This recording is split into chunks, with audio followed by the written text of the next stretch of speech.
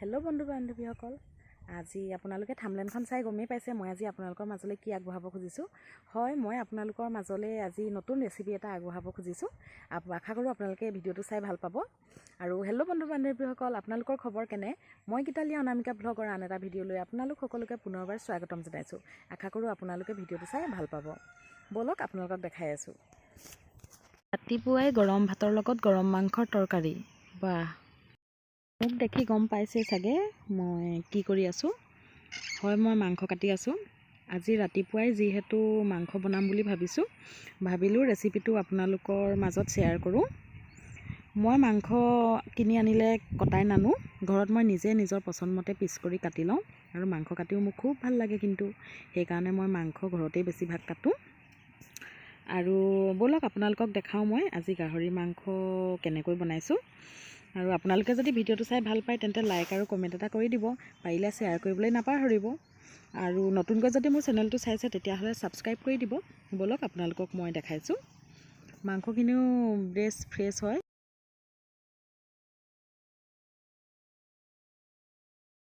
কাটি হৈ গৈছে মাংসখিনিও মই আপোনালোকক এবাৰ দেখাই দিছোঁ, আপোনালোকে চাই লওক।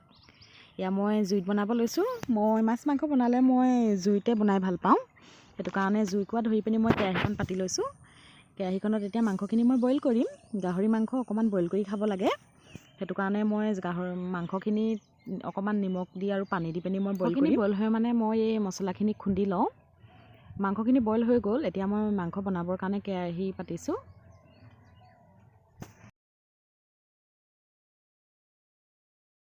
এতিয়া কেৰাহীখন গৰম হ'লত অকণমান তেল দি দিছোঁ। মই বেছি তেল ব্যৱহাৰ নকৰোঁ।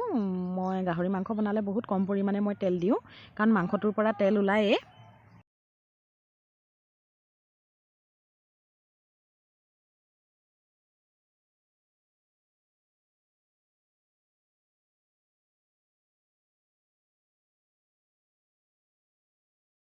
তেলটো অকণমান গৰম হ'বলৈ দিছোঁ। মই চব্জি বনালে তেলটো গৰম হ'লে চব্জিটো খাই ভাল লাগে। এতিয়া গৰম তেলত মই কাটি থোৱা পিঁয়াজখিনি দি দিছোঁ। আপোনালোকে চাই থাকক মই কেনেকৈ মাংস বনাই আছোঁ। পিঁয়াজখিনি মই ৰঙাকৈ নাভাজোঁ, কাৰণ মই মাংসৰ গ্ৰেভি বনাম, সেইকাৰণে পিঁয়াজখিনি মই অকণমান কেঁচাকৈ থৈ দিম। এয়া মই এতিয়া খুন্দি লোৱা নহৰু, আদা, জলকীয়া আৰু পিঁয়াজ পাতৰ পেষ্টখিনি দি দিছোঁ।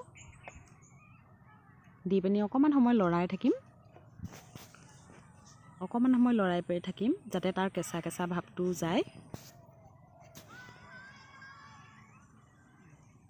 এতিয়া মই ইয়াতে অলপমান হালধি দি দিম। নিমখটো মই এতিয়া নিদিওঁ, মই নিমখটো যেতিয়া মাংসটো ভাজিম মই তেতিয়া নিমখ দিম। এতিয়া মই ইয়াতে অলপমান হালধি দি লৈছোঁ। এতিয়া অলপ সময় লৰাই থাকিম। এয়া ধুনীয়াকৈ মই হালধিখিনি পিঁয়াজখিনিৰ লগত মছলাখিনিৰ লগত মিলাই লৈছোঁ। মই এতিয়া অলপ সময় লৰাই থাকিম। অকণমান লাগি ধৰা নিচিনা হোৱাৰ কাৰণে মই পানী অকণমান দি পিনি মছলাখিনি ধুনীয়াকৈ মিলাই ল'লোঁ। লাগি ধৰিলে ভাল নালাগে মছলাখিনি, সেইটো কাৰণে অকণমান মিলাই ল'লোঁ। এতিয়া মই ইয়াতে অকণমান ৰেড চিলি দিম আৰু গৰম মছলা দিম। ৰেড চিলিটো অলপমান দিছোঁ, কালাৰৰ কাৰণে দিছোঁ, যাতে মাংসটো ধুনীয়া কালাৰ আহে। মই পেকেট মছলা বেছি ব্যৱহাৰ নকৰোঁ মাংসত।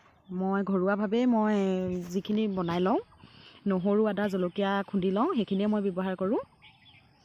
এয়া মই এতিয়া মাংসখিনি দি দিছোঁ কেৰাহীত। এতিয়া মাংসখিনি দিয়াৰ পাছত মই অলপমান নিমখ, সোৱাদ অনুসৰি নিমখ দিছোঁ। আপোনালোকে চাই থাকক, আপোনালোকক দেখাই আছোঁ। জুইত বনাইছোঁ কাৰণে অলপ ধোঁৱা ওলাইছে। মাংসখিনি অকণমান সময় ঢাকি থোৱাৰ পাছত তাৰ মাংসখিনি তেল চাওক কিমান তেল ওলাইছে। এতিয়া মই বিলাহীখিনি তাত দি দিছোঁ, কাটি থোৱা বিলাহীখিনি তাত দি দিছোঁ। লৰাই আছোঁ, আপোনালোকে চাই থাকক। এয়া মাংস হৈ আছে, সিজিছে আৰু মাংস।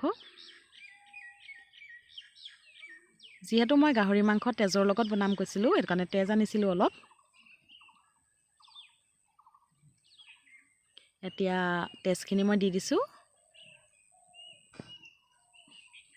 তেজটো দি দিলে কালাৰটো অলপ ক'লা নিচিনা হৈ যায়, কিন্তু খাবলৈ খুবেই ভাল লাগে।